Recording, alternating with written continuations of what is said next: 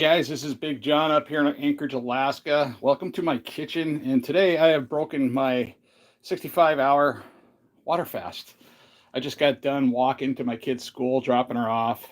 From here, from my house, it's uphill. So the walk back is pretty nice. The walk there isn't that bad either. That takes me about 15 minutes or so to get up there and back and drop her off. And yeah, I completed my 65-hour water fast. I broke that fast with eating a bunch of eggs. Now I had about 5 eggs. I don't scramble them, and I actually tried out a little bit of this stuff. I want to thank whoever gave this to me, Wagyu beef tallow. So I fried up my eggs in the beef tallow. It was a little different compared to using my regular avocado oil. And the reason the subscriber sent me this here is because he watched me make up steak with some of this olive oil. I didn't know this had a weird temperature difference, so it's not a good idea to sear steak with olive oil. So that's something I learned. I learn something new every day, right? But like I said, I broke my fast. I had 5 eggs. I kind of make them like over easy, over hard. That way I don't have to really mess with them too much, and I don't like the yolks to be broken and mixed in with the whites too much. If a yolk breaks, no big deal. It's okay. But what I'm getting ready to do now is I'm getting ready to get this pan set up to make some of these burgers. And I believe these burgers might be, my last meal of the day. So we're going to get these started and get this tallow in the pan, get the pan heated up, to a decent heat, lower the temperature, put my burger patties in, and then we're going to go from there.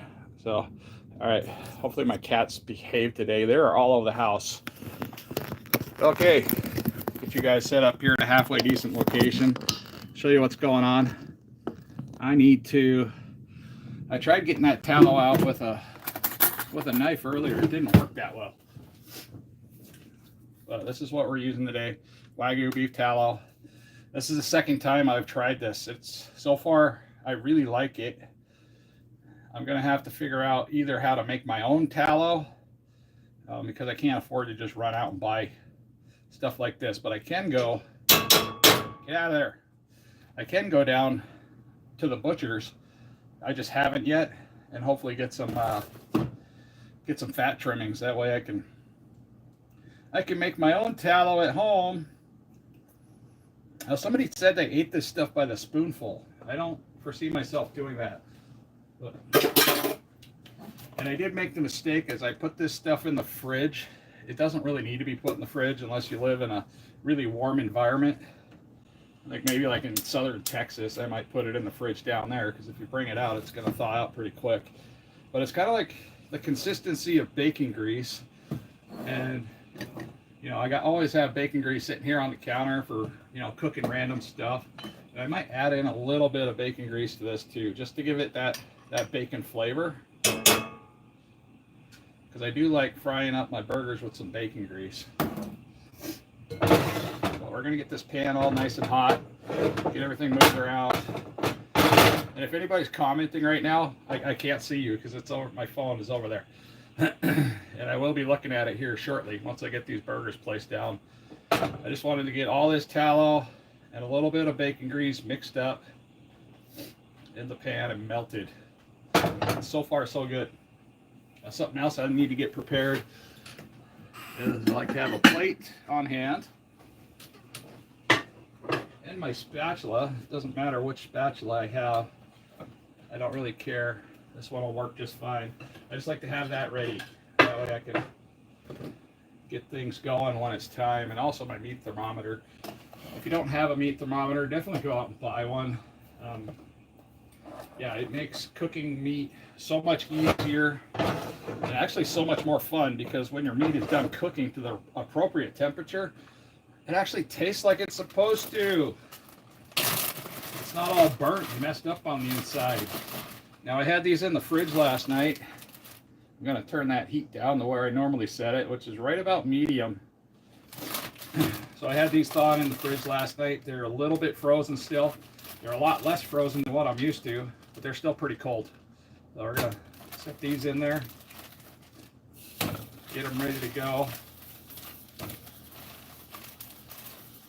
And here in a little bit, I'm going to have some yummy burgers cooked up in some Wagyu beef tallow and a little bit of bacon grease. Now, I don't season them right away anymore. I used to season them right away. That's something I'm not going to do, because depending on what seasoning you put on there, it tends to burn it to the pan, and it makes it not so yummy. So if you add the seasonings, you know, right towards the end, it tends out to work better. And I always cover mine. So like I said, I'm cooking these from frozen. They're on low heat. So I cook them in a cast iron. I turn the heat way down after getting the pan all set up, and then I give it a good cover. That way it holds in the moisture and humidity. So anyways, everybody say hi to the flat dog. That's my flat dog, by the way. Okay, and my cat. There's Molly. I'm not sure where the other two are hiding. I'm not going to go chase them down. But okay, good morning, guys. I appreciate anybody that's already dropped in. But I did have an update for the channel. I have a video getting ready to post tomorrow. I believe it's, so at Alaska time, I'm having it set up to post at 3 o'clock in the morning. That way it'll be available to watch for anybody drinking coffee on the East Coast at about, I think about 6 a.m., 6 or 7 a.m. I think they're 4 hours different from here. I always get that confused because I don't live over there anymore. I try to avoid the East Coast at all costs. That's why I live in Alaska. And I moved away from there for a reason. Let's see. Bro, Wagyu was made by China. We must boycott it. Always people wanting to boycott something. You can boycott whatever you want. I mean, this was a gift that was sent by a viewer out of the kindness of his heart. And yeah, I'm definitely going to use it. Now, is it like an oxymoron to say that it's like Wagyu beef? I mean, what is Wagyu besides, you know, meat that's got incredible marbling to it? So the fat off the outside of the animal that's going to be about the same. You know, it's going to be about the same off of a Wagyu cow or any other cow. You're just taking the fat and you're rendering it down, right? I mean, if I'm wrong, you can correct me. I'm not sure. Hello, how much you lose from your fast?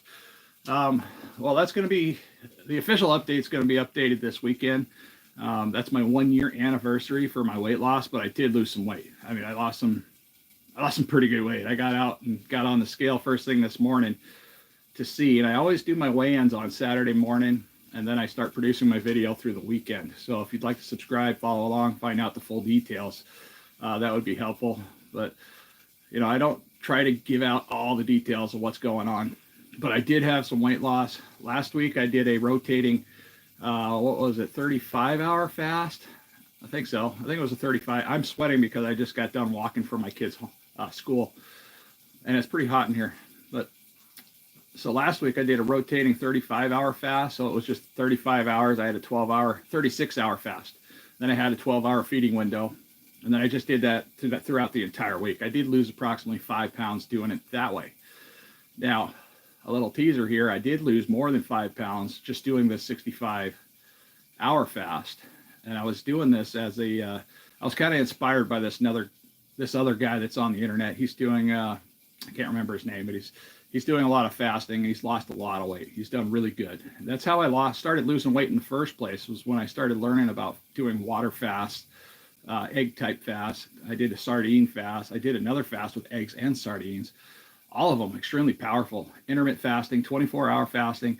You know, I've literally been trying to just mix it up and try a whole bunch of different ones to see how I feel as I go, because they're really not bad once you start into it and learn about it, and then you could actually feel your body going into ketosis, autophagy, and it's just so helpful. It rebuilds growth cells. It kicks out bad cells. I mean, it's just literally replacing all the yuck in your body when you fast for an extended period of time. And that's why I wanted to try a 65-hour fast, because it does have a little leeway.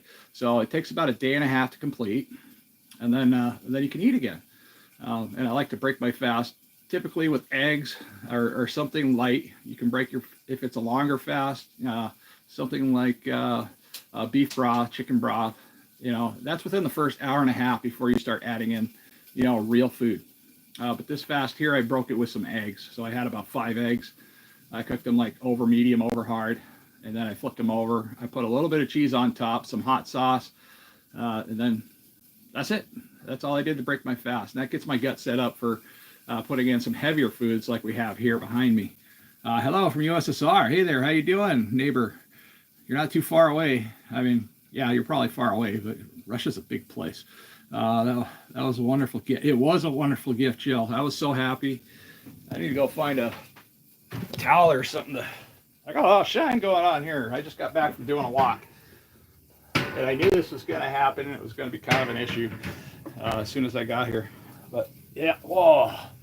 Yeah, sweaty guy. But, you know, when you're losing weight, it's okay to sweat. It's not anything to be embarrassed about. But when I was morbidly obese, you know, really, really morbidly obese, like when I was 435 pounds, I was always embarrassed when I sweat. I mean, because, you know, I would deliberately try not to sweat half the time. It was a struggle. We're gonna sit. There we go. We're gonna look cool. We got to put the hat on. That's one of the companies I work for up here, and I can't wait to get started. I am ready to go. I need to make some money.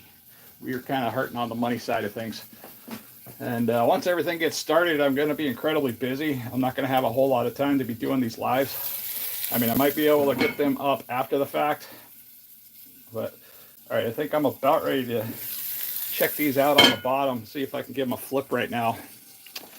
Money, money, money is funny. Yeah, it's unfortunate. It's unfortunate. We need so much of it to survive. It's kind of a pain in the butt. And then this inflation, you know, everything went up in price. So, I mean, I can't afford to do hardly anything. Everything's expensive. I mean, even the basic things, like even this meat here, this wasn't nearly as expensive 4 years ago. Everything went up in price. So we're gonna give this a flip, see what's going on here. Okay, they don't look too bad. I'm gonna lower the temperature just a little bit.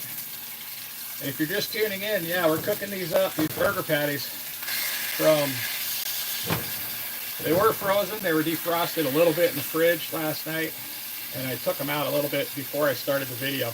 But in here we have Wagyu beef tallow. That is the star of the show today. That Wagyu beef tallow. We have a little bit of bacon grease in the pan just because I like to give it a little bit of bacon flavor. I'm going to cut that down a little bit. I don't want these, since they're a little bit frozen, I don't want these cooking up too fast. So, and that's just basic rule of principle if you're cooking frozen meat. Typically, it's best to thaw it out completely and then cook it up, you know, normal temperature. But, yeah, I make a lot of frozen burger patties. I've been doing this for over a year now, cooking frozen burger patties. So I kind of came up with my own special little system on how it works. So, all right, hot please. Keep it up, John. Gary, hey, I appreciate you, Gary. I'm doing my best, man. I'm just sticking with the program, and that's all we can do is just stick with the program. So I am eating a carnivore type diet, but I'm doing it for my own reasons. I'm not the guy that comes out on the internet and says, hey, everybody needs to try this, but I'm definitely not going to, you know, hide any successes that it has, because, and I'll be mentioning this probably a lot more. You know, when I started carnivore, I didn't believe it worked. I absolutely dreaded the idea of just eating meats because you think when you get started, you think it's boring. You think it's like, oh, you're eating meat. How gross. You're eating all that fat. How gross. And, you know, when you get started, that's kind of how you feel for a little bit. But that goes away quickly, especially after you start seeing improvements with, you know, your feet, your legs, your weight, you know, your edema. My hearing improved. That was a miracle all by itself, because I used to have to wear hearing aids in order to just talk back and forth across the room. Now, that is something that comes and goes a little bit, but it has a lot to do with inflammation and water retention too. So, you know, the inner ear is affected by a lot of different things, not just hearing, and hearing can be somewhat repaired over a period of time. That's kind of cool too. Let's see, what the hell? Okay. You may need one of those home jobs during your off season at work. Well, this is kind of one of my home jobs here. It does bring in a little bit of money. I don't make a lot of money doing YouTube videos or live streams, but it's nice to get out here. It's nice to talk to other people from all over the place, like yourself there. Don't do me. Where do you get this stuff? Don't do me. I think you guys jump into live streams just to see if we'll repeat your handle, and that way you can use it for a soundbite later.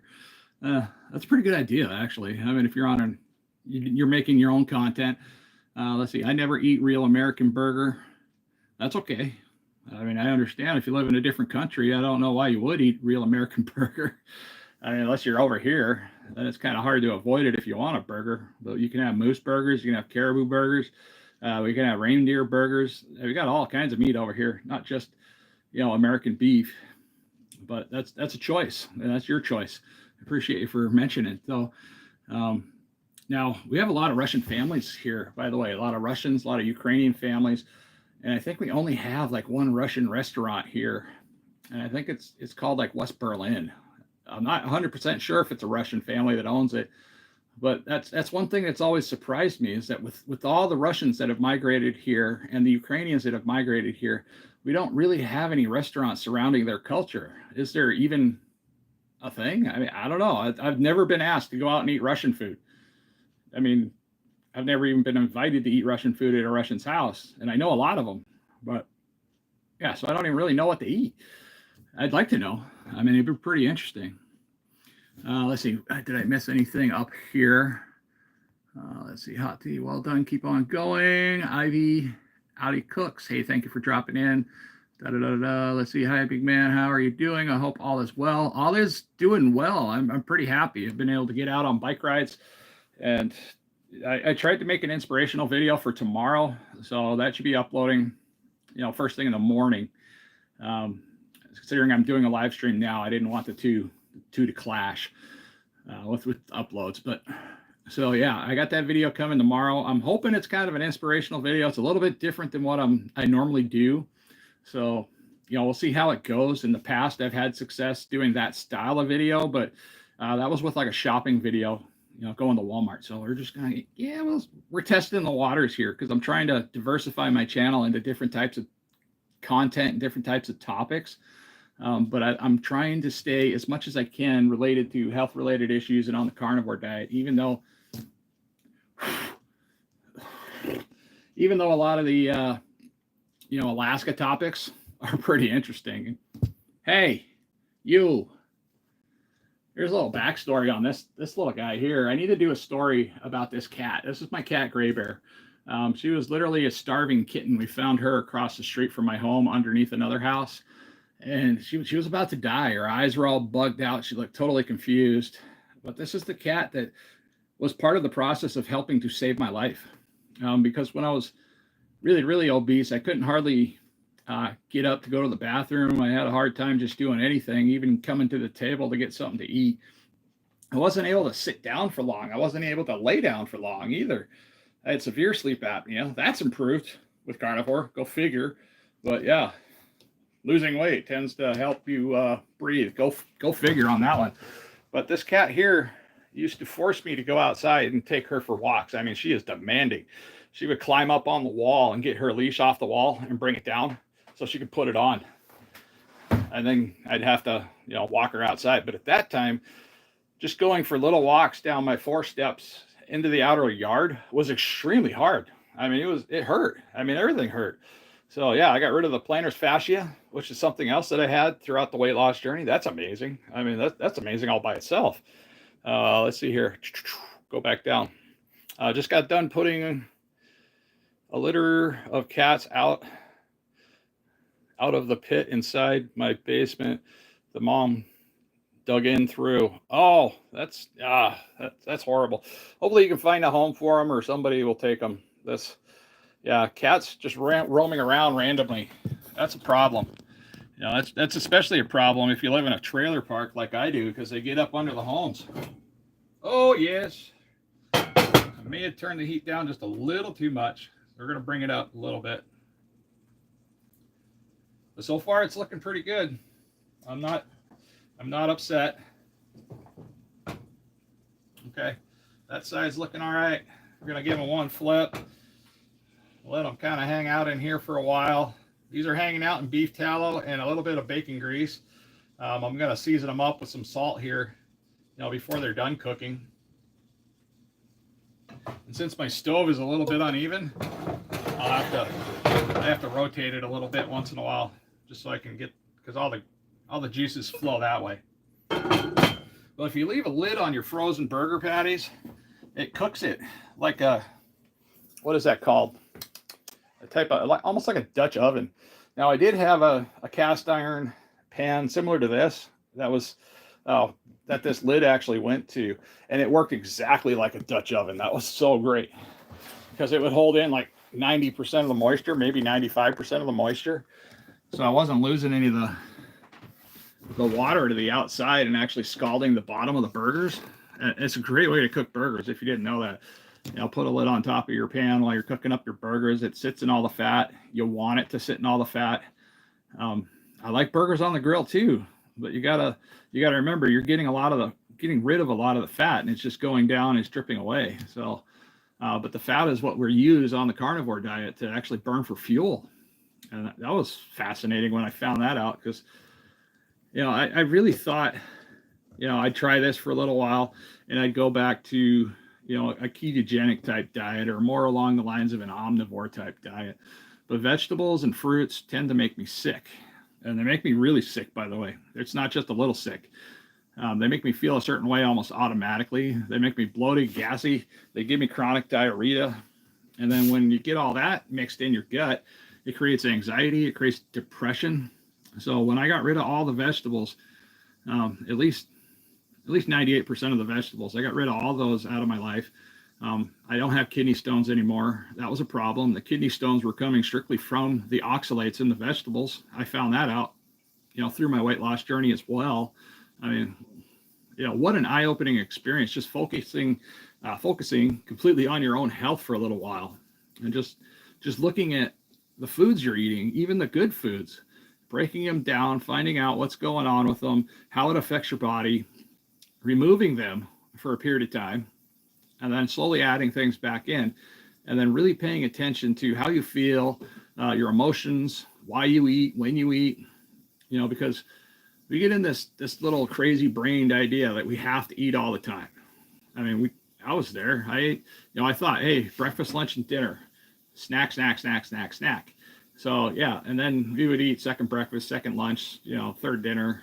Then we'd eat later on, and then snack some more, and then screw it up. And then lo and behold, magically you become 435 pounds and regretting all your life choices at that point. So, you know, but once I started figuring out how to fast, you know, why fasting works, the importance behind fasting, I already knew the religious aspects behind fasting, but I didn't know the why. So almost everybody knows that religious people fast. You know, they fast for different reasons. They fast for different reasons in different cultures also. But learning the why they fast, you know, to reset the gut health, this isn't exactly taught in church. This isn't something that's taught in the Quran, I mean, or the Bible, but they do teach fasting. But learning why the fasting works and how it works and the ketosis and the times things kick in, you know, like autophagy, I mean, it really makes things make a whole lot more sense, just like what we're eating. You know, I was blown away when I started really looking into vegetables. And then the majority of these vegetables that were giving me the problems, you know, sometimes I was eating them raw. And raw vegetables, like garlic, for instance, is super high in oxalates. Garlic, peppers, I mean, just almost all vegetables have some form of oxalates in them. It's just how much. And then almonds have a ridiculous amount of oxalates in them. And I was experiencing pretty severe kidney stones. Almost had to go get an operation, but thankfully that one passed, and it was extremely painful, by the way. Around the property, hi from Lithuania. Hey there, Edmund. I appreciate you dropping in. That's a far hand wave there. Through the numbers of cats keeps increasing. Yeah, stray cats are a problem. I mean, they're, you know, we house these cats for a reason. We didn't necessarily get them as pets, even though they are pets. But we live in an old 1975 trailer home here in Alaska, and any home from back in 1975 is going to have a bunch of little rodent holes in it, you know, from previous owners. So yeah, we don't need these little dudes just scurrying around all the time. I hear some noise coming out of my pan, so we're going to go check it out again. Oh, none of my usual people are here today. I guess they're working or outside doing stuff in their yard. That's okay. All right. Da-da-da-da-da. We're gonna check on these burgers, see what's going on here. I hear some noise. That means the beef tallow is up. The temperature. Oh yeah, that looks good. I'm just letting the water from the top drip back in, but I don't really want to lose it. That looks great. We're gonna let that sit for a little bit longer. Give it another little rotate. Probably flip it a bit, see what's happening. Because since my oven's tilted that way a little bit, this side here, they tend to brown quicker. And I'm not looking to brown them. So after I get a lot of the moisture content out of the burger meat, I don't have to worry about that at all. And then in a period of time, we're going to have some yummy burgers. All right, yeah, see that one was browning a little bit. That's okay. They're still going to taste delicious, by the way. Doesn't matter. So we're about halfway through the process cooking those up there. And you guys want to get a little closer look. That's kind of what I got going on in here. We got food. Now this is what I eat. This is what I mainly eat on the carnivore diet is this hamburger meat, 80-20 hamburger meat. In other countries, it's a different percentage. They measure their meat to fat, their protein to fat ratio a little bit differently in other countries, like in the UK or other places around the world. But 80-20 is something I go for, mainly because it works. It works for my particular body. Now, for other people, they might use like 70-30. I strictly stay out of the 90% stuff because it's just not enough fat content. I mean, if I were to get a super huge deal on 90%, I would definitely get some random fat and add it back into the meat, because when I first started the carnivore diet, I think I bought, like, it was either 90% or 95% lean. That was a mistake. I had all kinds of issues trying to transition into the carnivore diet. I had to reach out to people all across the internet, other carnivores that were doing it, trying to figure out what in the heck is wrong with me. Why do I feel like crap? And it was because the meat I was eating didn't have enough fat content. So that, that's something hard, that's really hard for people to wrap their mind around, especially when they're talking about the carnivore lifestyle and all the health benefits that comes around it. Most of the time when we're having issues, it's because we don't have enough fat in our diet. So we just need to start adding a little bit more fat. But now if you're trying to do a process of weight loss like me, you have to count your calories. I just started doing that because I haven't been counting my calories. I mean, I don't gain weight on the carnivore diet when I'm not counting my calories, which is interesting. It's so interesting to me, because I have experimented with this diet like 12 different ways to Sunday. I even experimented with the carnivore diet in a way I was trying to deliberately poke holes in the ship and screw it up. I couldn't screw it up. It didn't work. I got benefits even when I was trying to mess it up. So there's got to be something a little bit more to it. And like I said, I was a skeptic. So yeah, I mean, I first started out, I got the wrong type of meat. That was an accident, by the way. But still, I got it. I was eating the meat. I was feeling like crap. I was in that mindset, like, oh, this is stupid. I don't want to do this anymore. Boo-hoo me. And yeah, so goes the rope. So goes the boat down the creek. It was just, I mean, I didn't want to do it anymore. But then I started getting a lot more advice, about how to, ease into it, do it a little differently. Because when I was having these problems, I was still pretty carb and sugar addicted. I was addicted to fruit. I was addicted to other basic carbs. It was hard to get away from some things for a period of time until I started getting more serious into the carnivore diet. So for a long time, I was just doing a KetoVore type diet, which was okay, but it was still confusing like keto. So, and I was getting really weird results from this. So I decided, okay, after a period of time, people were like, hey, well, let's just try a little bit more carnivore. So, I finally tried it for a while. And the best I could do, honestly, was about 90% meats and fats and 10% I love my life. And that's just because of the carb addictions. 10% was nice. Having that 10% there. But since then, I have tightened it down to about 98%. And then 2%, I don't care. Okay. So I had 90% meats and fats, 10% I love my life. Now I'm at 98%. And I got 2%, couldn't care what I eat after that. Because sometimes I deliberately eat some crap food to take me out of ketosis, when I'm fasting or just before I start a fast. I'll eat some crap food. I'll eat a chocolate chip cookie. I'll eat an Oreo. I'll eat whatever just to make sure I know that I'm out of ketosis and then I'm starting into my fast. That way, I feel like when I get into my fast, my body transitions through the fast a little bit quicker than if I was just to eat the carnivore diet and then do a fast. So I mean, it's weird. I bump into a lot of oxymorons throughout this whole process. It's like, in order to get rid of your water weight, you have to drink more water, stuff like that. And when you're doing the carnivore diet, it's incredibly important to have a lot of salt. Salt's where you get your electrolytes, but it's the type of salt we use. You need salt with minerals, not that white salt you find on your kitchen table or at McDonald's. You don't want that stuff. That stuff's horrible. So yeah, I get Redmond salt, Himalayan pink salt, Celtic sea salt. That's all pretty good salt. You want salt that's got some actual minerals in it, and that's basically the dirt that comes out of the ground wherever it's mined from. Don't fat increase risk of high cholesterol. Could not care about high cholesterol, and the reason why I don't care about high cholesterol is that it doesn't matter. Our bodies were designed to handle cholesterol and LDL and HDL and all that stuff. Everything in our body is super efficient, by the way, in handling all these things. Our body is not super efficient in handling overly processed foods, seed oils, and sugars. So just keep that in mind.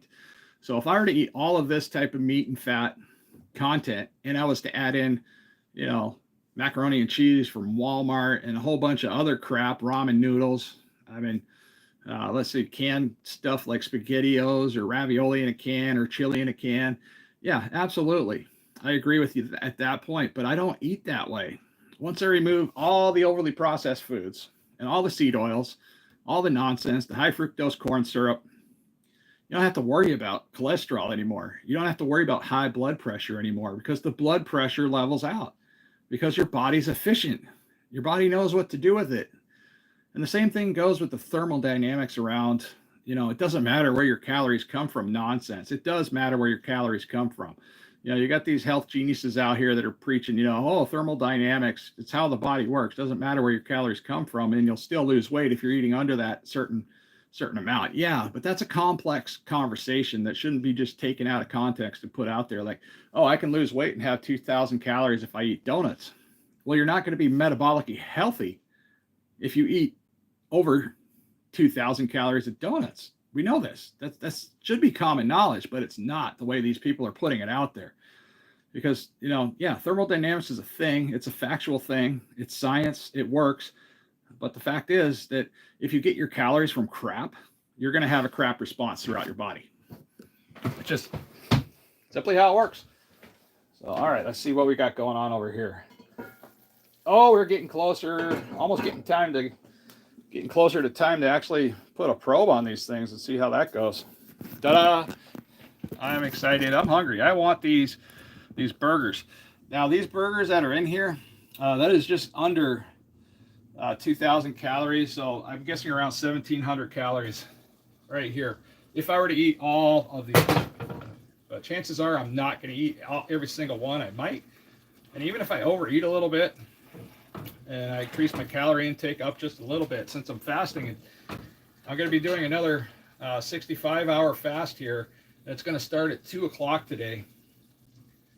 So I could actually eat a little bit more food before then. But seriously, if I just ate this, I could start my next fast right after that. Everything would be just fine. Wouldn't have any issues. All right, everything's looking good there. It's almost time to put a probe on them, see what's going on. We're getting closer to having some burgers. Da-da-da-da-da. See what you got. Give you a pokesy. Give you a pokesy. Tell me what it is. We're up to 130, 140, 144, 149, 152. Okay, we're getting close. All right, yeah, this one's just about done. Oh, right there. Boom. Okay, that one looks good.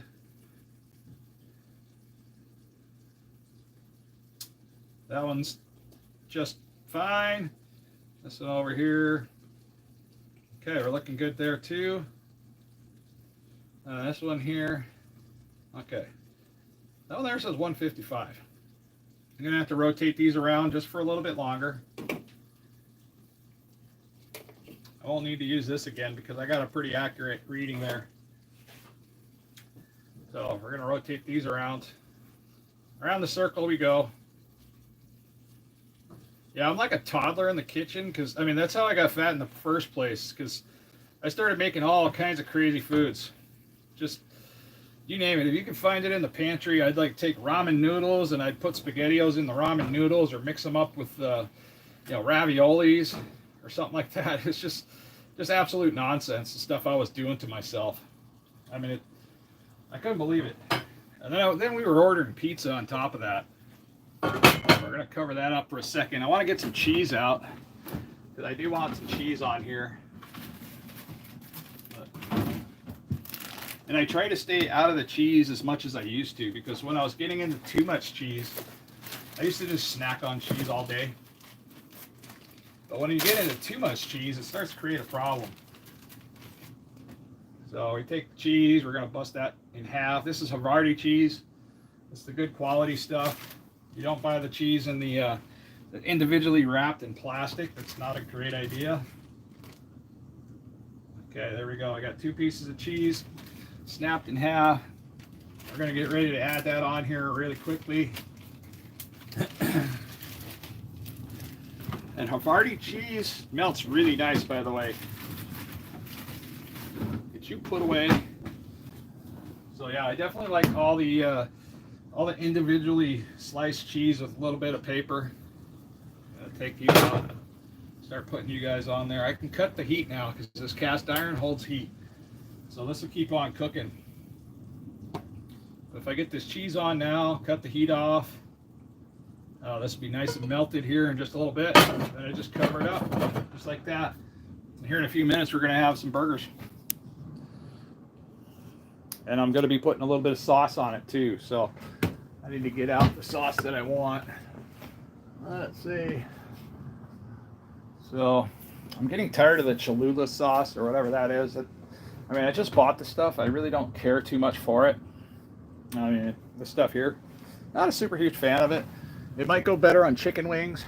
So it's going to go up in the pantry for now, at least until I run out of hot sauce. But lately, one of my favorite hot sauces has been this Tabasco Sriracha.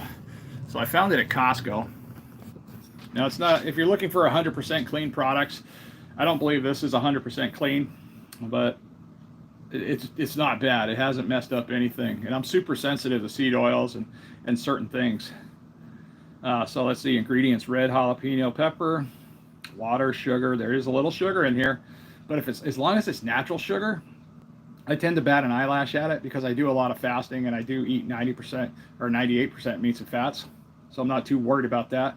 Distilled vinegar, it's got a little bit of garlic, and I do have a problem with garlic, so I had to stop adding garlic to my meals because the garlic was starting to make me experience a little bit of inflammation.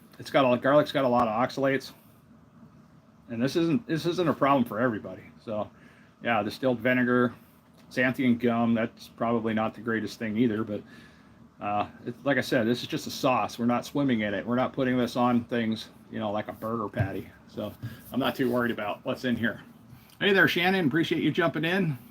Nice to see you. Tabasco is good. I do need to get some. One of my favorite Tabasco sauces is the habanero.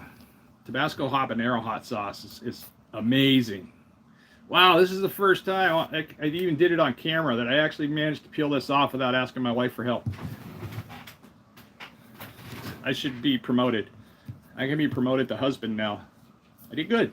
I feel proud of myself. I got the little stupid... Why do they make them like that? They even put these little tabs on them. You go to pull the tab off, and all you do is you just rip the tab off, and the seal is still there. It pisses me off. But it doesn't really piss me off that bad. It used to make me mad. I was upset about everything before. You know, little things like that, I would actually get mad and probably throw this in the garbage. I was so hormonal, you know, when I was 400 and something odd pounds. Just amazing how things change and how fast they change. You know, I got a goofball in the room. I can't even read your name. Is that the only way you know how to communicate with me? Is these little emojis? All right. Hey, Shannon. Yeah, if you're just tuning in, I broke my 65-hour fast today. I broke that at about 8 o'clock this morning. We're doing a 6-hour feeding window, and it might be less than that because seriously, if I can get through these burgers here, that is probably all of the food I'm going to eat for the day. And if that changes, then I'll adjust my times. But then I'm gonna start another 65-hour fast and roll on into this weekend. I have had some weight loss with this 65-hour fast. I think I might have finally broken the plateau that I was stuck on, because I was fasting before and I wasn't hardly losing anything. It was pissing me off, the holy high heck, because you get stuck on these plateaus and it just seems like it's never ending. Oh, boo! Look at you. I like that. Okay, I need to get these things plated up. Get my burgers plated up. I don't know. Can you guys see anything that way? That'll work. That'll work for now. Yeah. Yummy. So this is my first time, cooking burgers with Wagyu beef tallow. Now, I've never done this before. So I'm hoping there's a little bit of, oh no. Dude, that just happened. Dang it. Welcome to live stream. That normally doesn't happen. It fell the right way, though. That doesn't happen, and it didn't fall on the floor. That doesn't happen either. I tell you what, that sucks. I hate dropping my food. Okay. I might have used a little bit too much tallow. I don't know. I didn't think I put too much in there. I don't know if it matters, but I don't want to waste it because it was a gift. I mean, it was a very thoughtful gift.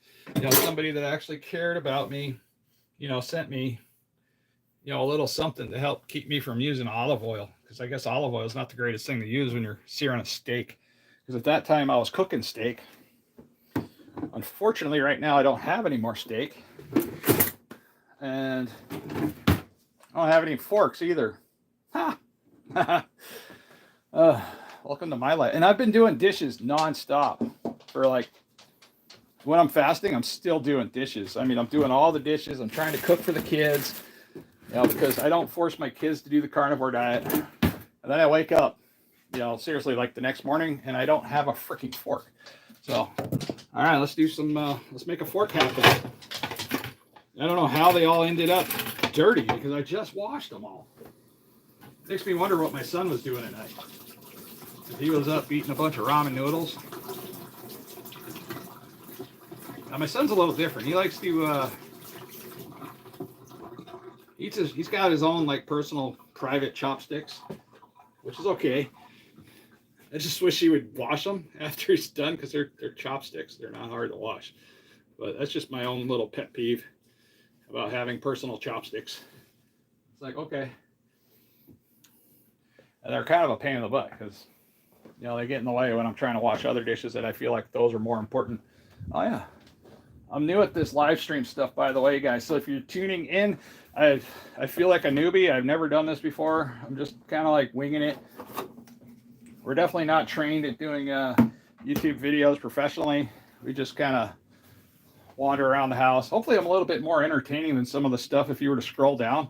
Because, man, when I see some of that stuff, I see a lot of gamers. Just a lot of weird vertical live streams. So you put your finger on my face and just scroll down. And come right back. You'll see what I'm talking about.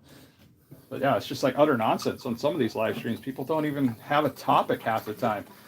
Some of them are talking about tarot card readings. And I guess they must be pretty popular because sometimes I see 200 people watching somebody doing tarot cards. And then the ones that do the vertical live streams they got these little monkeys, and they're dressing the monkeys. I don't know what country they're from. Maybe Cambodia or Malaysia or something like that, but they dress them up in all kinds of clothes, and it really makes me wish I had some monkeys, because I would totally get into that. But I wouldn't just be sitting there not talking. But I guess you don't have to talk when you're making stuff like that, because when you're putting clothes on monkeys, nobody cares what you're talking about, because that's just fun. I mean, if I had some clothes to put on my cats and parade them around, I'd probably do that, but I'd still talk about how to stay a little bit healthier. Okay, so here is some barbecue sauce, and I like to use a drizzle of that on top. again, we're not killing it with the sauce. This is a Kinder's barbecue sauce. You know, it is what it is. I'm not too worried about that. I put that on, and then I use a little bit of the sriracha. And this sriracha is pretty potent stuff, so you don't want to drown it in the sriracha either. It does do stuff. It makes your mouth feel a little warm. But yeah, we're going to bust into one of these. Because, yeah, we're refeeding after a 65-hour fast. You know, this is probably going to be the majority of my calories for the next 2.5 days after this is over. So this is where we're at. There's definitely a lot of strange people on there. There is Adam. There's truth to that. I've only found a couple that I actually like on here when it comes to these vertical lives. Oh, what is his name? I just saw him, Noodles. His channel name is Noodles. He's a gentleman from Manhattan. He's on here live all the time. And I like that because when I'm bored and I see him on there, I'll just jump in his live stream and say hello. I'm usually busy, so I don't stick around for long. But, you know, I used to live on the East Coast. I used to go to places like Manhattan, the Bronx, Long Island, New York, and all over the East Coast. I mean, I grew up in New Hampshire, so it was one of those things where, you know, it's kind of nice to see somebody from not necessarily back home, but close to back home, you know, and seeing them doing so well out here. I mean, that's pretty cool. The sriracha's not bad from there, Shannon. It's not 100% clean. It does have a little sugar and a couple little xanthan gum, but it's nothing so severe. It's not like Baby Ray's barbecue sauce. You buy Baby Ray's barbecue sauce, almost every single one of the Baby Ray's brands is full of crap as far as high fructose corn syrup. So I'm just trying to stay away from specifically high fructose corn syrup. I'm not too worried about sugar as itself. You know, sugar really isn't a problem for me. It's the high fructose corn syrup becomes a problem because it's carefully formulated to trigger you to want more and more and more. And it's a super sugar, and the body doesn't know how to process high fructose corn syrup. This is why I believe it. I feel personally it should be illegal, you know, in the country. They should stop it. They're just using it for profits, and they're using it in a way to make money so they can sell more drugs and they can get more people hooked on diabetes. You know, diabetes is almost a culture here in the United States. I mean, it's like a bandwagon type thing. It's like people are eating so bad now that they're deliberately accepting the fact that they're going to get diabetes, and they don't even care when they get it. I don't know if they do. You know, it would crush me if I got a diagnosis of diabetes. I've been lucky. You know, even at 400 something pounds, I was really, really fortunate that I had pretty good blood markers and everything was all right. Are you a team member of who? Red Rum. That's kind of an in general question. Team member of what? Oh, we're talking about O'Reilly's. Okay. No, not anymore. Actually, this was a shirt that would not fit me that O'Reilly's gave me a year ago about this time. Almost exactly about this time. I got this shirt, and I think this is just an extra large. I could not fit in this. They had to get me, and I had to pay for these shirts too, so I wear them. I don't care. But the other shirt that they got me was like a 5 extra large. It is so big. So big. But O'Reilly's has got a lot of problems. I mean, if you're working for a company like O'Reilly's, they do have some good morals and values, but they give you this crazy discount. And it's a super awesome discount. But they don't really want you to use it. That's why your pay isn't the greatest. It's really hard to use that discount because you're barely making enough ways to afford to live. You know, unless you got multiple family members trying to help you support your own situation. But yeah, almost everybody I worked with, they all had a different job. And the ones that didn't, they weren't doing that great. They were doing okay because their other family members were working and helping out. But yeah, crazy. Well, now the company I work for up here is this one here. And we're just waiting for work to start up this summer. That way we can actually make some money and afford to buy some more steaks. I'm looking forward to that too. Looking forward to going to Costco and dumping some money on some, the last big chunk of meat I bought. I think it was like top sirloin or something like that. But I made like 15 to 20 steaks out of that for under $50. So 15 to 20 steaks, under $50. I mean, we're not talking little steaks here. We're talking pretty fat, 1.5-inch steaks. That was a great deal. I mean, that was a great deal. I mean, if I go to the store right now and try to buy a steak, I'm spending $20 to $25 for a halfway decent steak. And then it's usually something wrong with it that I don't like it. Very lucky you are. I got diabetes young, although now carnivore, it's reversing. Boy, I hope so, Shannon. That's a hard one there. I remember we had a few kids growing up in school that were diabetic. And I'm not sure how they became diabetic either, because from what I understand, they were actually eating pretty well. But then again, I didn't know much about food or health back then either, so I can't really judge that. I don't know if I've eaten horse. I might have. Now, I've been down to Mexico. I've had dog meat. I've been some other places and had some really interesting food, iguana, alligator. If I've had horse, I don't know. I didn't know it, and I didn't care if I did because it was yummy.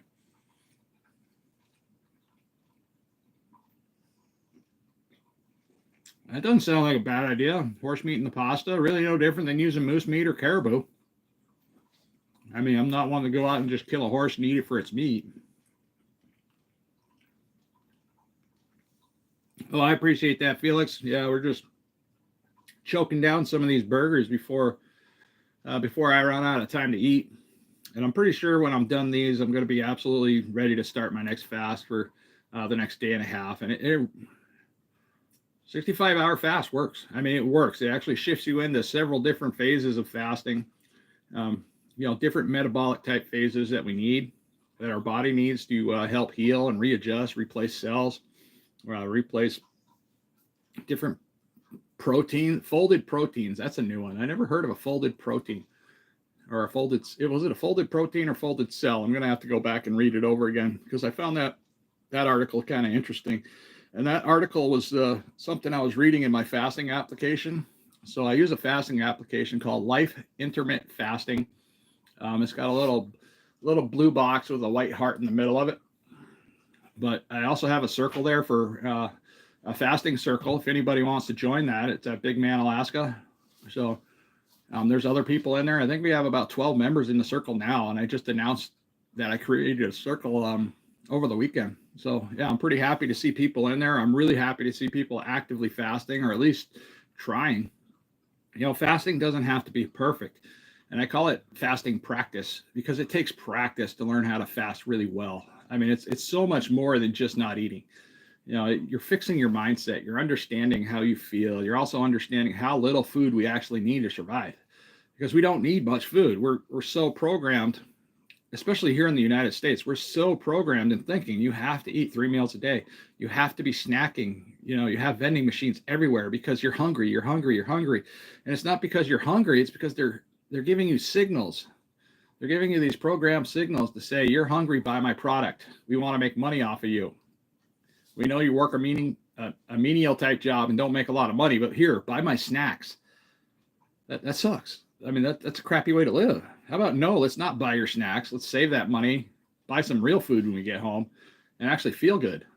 Because I got tired of feeling like crap, guys. I was feeling like crap all the time. If I were to eat a salad, I'd feel like crap. I wasn't helping the salad either. I was killing it with stuff like croutons and a whole bunch of dressing. I mean, yeah, I was ruining my salad, and then I was adding a ton of cheese on top, calling that a salad. That's not eating a salad. I mean, even if you were to eat a salad, that's not how you do it. That's how you make a weird little salad type pizza situation there.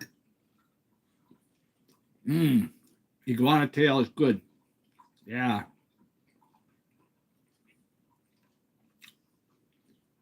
Mother was southern Italy. I bet you had some pretty good food then.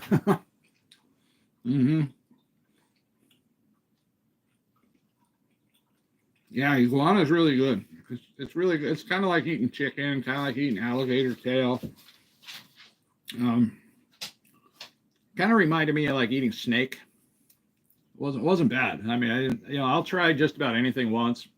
One of the things I haven't gotten my hands on yet is some cod livers, because I don't know where we sell them here. If I go to Walmart, it says they have them in the store app, but if I go to look around the store, I haven't been able to find cod livers. So, whatever. I want to pick this one. This one looks delicious. They all look delicious. I mean, I'm just happy to be eating for a period of time.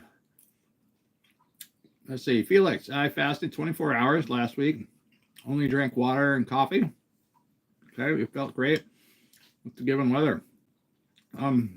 Okay, like I had this conversation with somebody else on the internet earlier, because they were talking about how they quit coffee for a month and nothing happened. Well, I had a similar experience. I quit coffee too. I said, so I mentioned to him, I said, yeah, I'm brewing coffee right now, but I drink water before I have coffee. And that's really the process we should get into. Because if we add in the coffee too soon, it creates this weird reaction in our body that can release like cortisol or something like that. I don't know. I'm not a scientist or a health professional. It does something. Just drink some water before you have your coffee, and then good to go. Yes, I read the chat. What's up, Ace Zone? You got anything helpful to say? I'd appreciate something helpful, Ace Zone. Like the stream. I can barely read. That's right. If you're going to spam me, I don't mind, but just go up there and hit the like button. Then do whatever the heck you want. I don't care. I'm okay. But yeah. Now the 65-hour fast that I just got done doing. I mean, last night I felt freaking awesome last night before I went to bed. I mean, I felt so good. I took the wife and I'm like, I feel like my body is on fire right now. Like it's actually doing something. My legs feel tight. Like I'm wearing compression socks without wearing compression socks. I mean, that's awesome.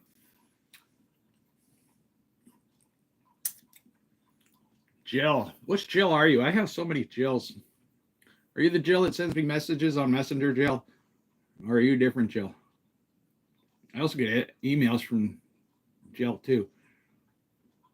Let's see. Now that you are in great shape, are you going to go on hunting trips? No, I'm not going to go on hunting trips. Fishing trips, maybe. I'm not big into the hunting. I've had some bad experiences out in the backwoods here in Alaska, because this is one of those weird places that it's incredibly easy to get lost. You need to have a compass. If you go off trail, this is why people go missing here in Alaska all the time. Is they go off trail, they think nothing of it, then all of a sudden they're in a situation where they're just surrounded by this brush, and the brush is taller than us, the undergrowth. So you can't see where the sun is. The sun doesn't always set.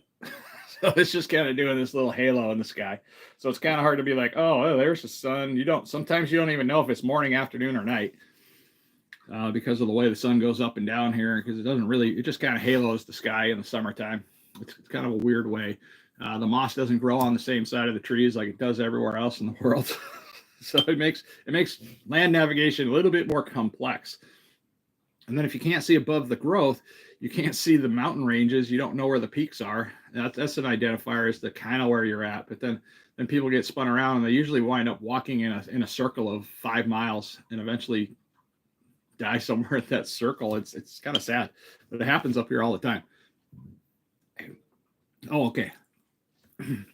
Just making sure I know who I'm talking to. All right, Jill. Let's see here. There we go. We're going to make that. We're going to give Jill superpowers. Jill doesn't come in here very often because she's usually busy with real life stuff. I do appreciate her when she does show up.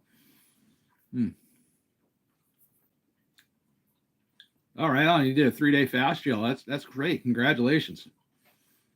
Let's see. Look at the photo. You will know. Now, Jill, the photo is literally this big. I mean, it's this little tiny thing down here. I can't really see that well.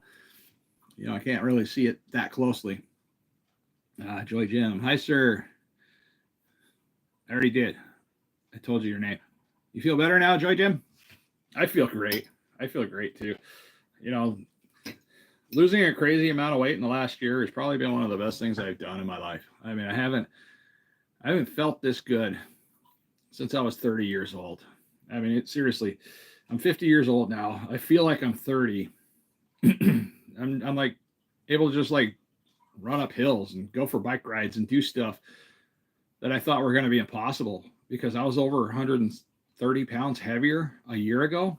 Last year at this time, I did not even fathom. One of my goals was to get back on my mountain bike. I've accomplished that within the year. I was super happy. The first time I went out for a bike ride, I was afraid, because I remember when I bought this mountain bike and I was actually lighter than I am now. I didn't feel so hot then because I was eating crap food. I had no energy. I had no power. I mean, it was just, I felt wobbly. I did not feel bad on this last bike ride I went on with the wife. It was about a 6.5 mile bike ride. I felt pretty good. And I kind of psyched myself out on that bike ride because riding there felt like we were going downhill almost the whole time. And then there was one little hill I had to walk up. So when I got to where we ended the bike ride, I was kind of like, I'm done. I need to go home. I need to get back because I'm probably going to be walking half the trail because it felt like it was uphill. But it was a nice, easy ride all the way back. I was like, wow, I think it was easier going back than it was going to where we went. So yeah, crazy. That video is coming out tomorrow, by the way, if you guys are interested. So yeah, I'll be popping out about 3 a.m. Alaska time. So whatever time zone you're in, you can relate it to that. I am doing well there, Urfy. I don't know how to pronounce it. Ali Cooks. Yeah, we're doing pretty good. Oh, Urfy, Ali Cooks. Hey, man. Congratulations. I'm so happy for you. This gentleman here, he just got over 1,000 subscribers, and I was really pushing for him too. I was like, trying to get all the other people to subscribe for him so he could get over that benchmark. I get hitting 1,000 subscribers. If I believe that's the one that I'm talking about here. But yeah, he was in like Think Media comment section. I was so happy to help him out because I know what it's like. I mean, and then the hard part starts. Once you meet all your monetization qualifications, then the hard part starts. Then you have to follow up. Okay, good. I'm glad that's you, man. Just keep doing what you're doing. I mean, you might speak a different language, be a different culture, but I've checked out your channel. It's solid. I like it. Just keep doing it. Just keep going and going and going. Make your shorts, make your long form. People will eat it up. Yeah. It just takes some time. Just don't worry about Don't worry about the numbers. Just keep creating consistent videos on a consistent schedule is all you got to do. And then if you're going to take a break, just stack a couple extra videos to upload while you're on your break. That way the algorithm doesn't kick you out, and then you get go from 2,000 views down to 400. That's annoying. That happens to everybody. Right on, man. I appreciate you dropping in there. Would you consider stream making videos while mountain biking? Well, for one, I wouldn't be able to pay attention to anything that's on the stream. Here in Alaska, my internet connection while outside the house isn't that great. So it'll be a lot of pixelated images and stuff like that. I have no problem setting up my cameras and going for rides and stuff like that, trying to make some creative videos around that. This video that's coming out tomorrow is based on that bike ride. And I do talk a lot in that video. I don't, I'm doing a voiceover. I'm talking about my experience and stuff like that with, how I got to, the point where I'm at right now. So what does your daughter think about your energy? They're liking it. They're, my youngest daughter, she kind of liked Fat Daddy. She was, because I'd ask her once in a while. I said, "What do you like, Skinny Daddy or Fat Daddy?" And she's like, "Fat Daddy." And then my other daughter, she likes Skinny Daddy or Skinnier Daddy. She likes seeing me healthy. She likes seeing me out.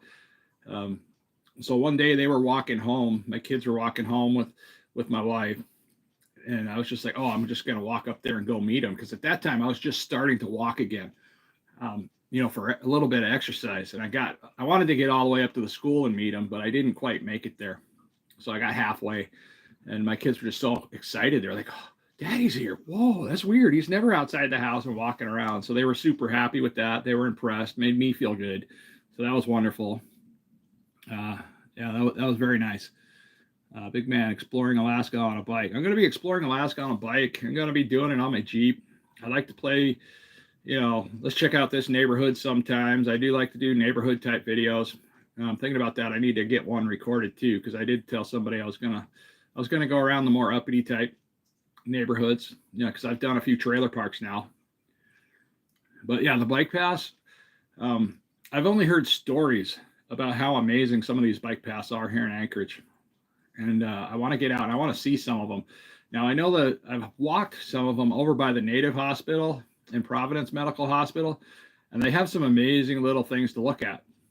So, but I hear there's a lot more tidbits all over town, especially on the south side of town. That's where the newer bike paths have been put in.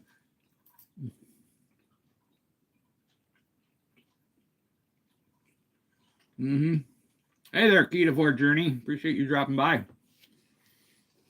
If you're just coming in here, you guys, I got done doing a 65-hour fast. Went really well. Felt amazing, especially on the last tail end of it. It felt so good. My body felt like it was working. My metabolism feels good. Everything felt good. I wasn't dizzy. I wasn't wobbly. I mean, it was a good night's sleep. I slept really hard last night. But I broke the fast this morning. I had about 5 or 6 eggs. Made in some beef tallow for the first time. I've never tried beef tallow up until today. I just cooked up these 4 burgers here.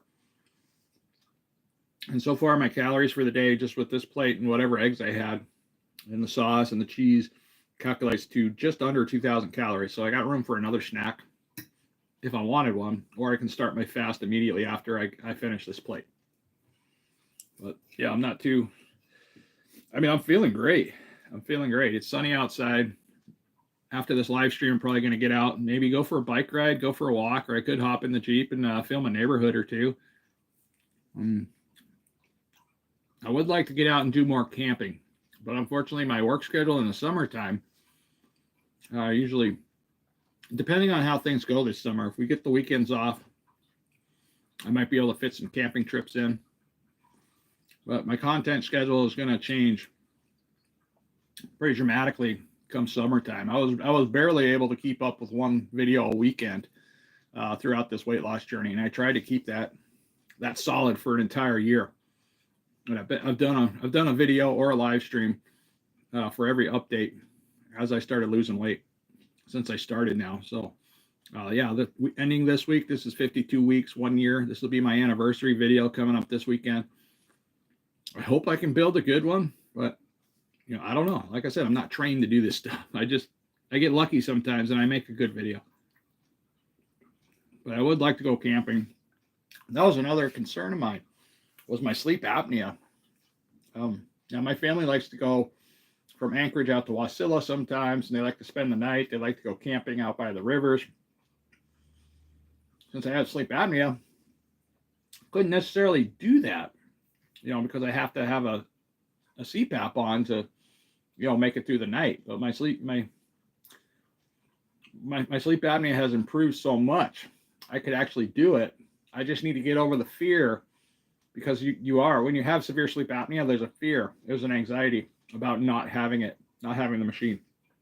And even though I don't require the machine, I still use it because of that fear, that anxiety, around waking up. And I remember how it felt, gasping for air in the middle of the night, having to urinate every 45 minutes,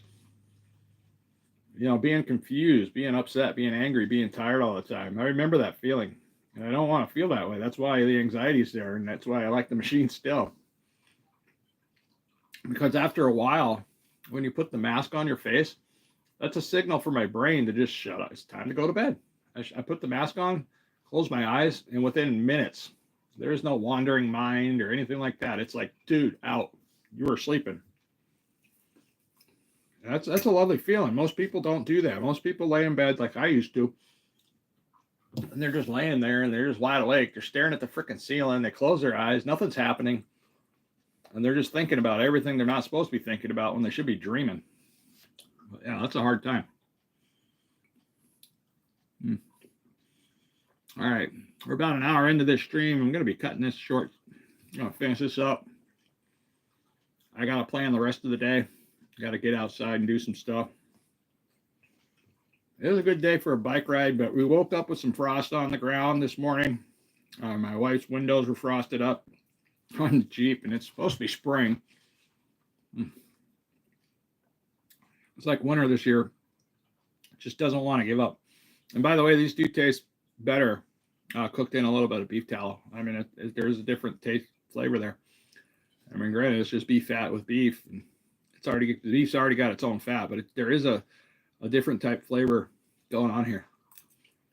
And I put a little bit of bacon fat in there, because I do like that little bit of bacon flavor.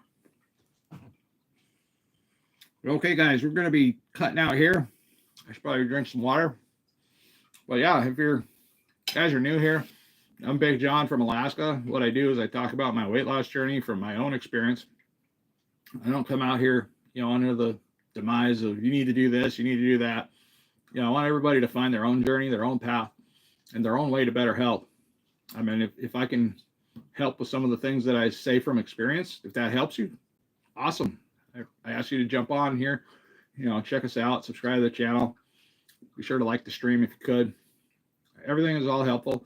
And if you're really morbidly obese and need to lose some weight, I'm praying for you guys. I mean, that's how I was. I was morbidly obese. I needed to lose weight. I wish I heard somebody like me talk about what he was going through, so I would have been able to get started. I had to get started all by myself. I didn't have any help. I didn't see anybody out there that was inspiring me, on the internet.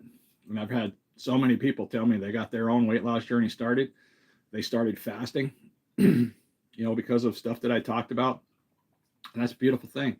It's just all about community. We try to stick together. We try to take care of one another. If we have issues, we try to talk through it. That's the best part about being in the carnivore community. You don't have to necessarily be 100% carnivore to be part of the community either. There's plenty of omnivores that are in the community. People doing KetoVore, people doing sloppy, dirty carnivore. Doesn't matter.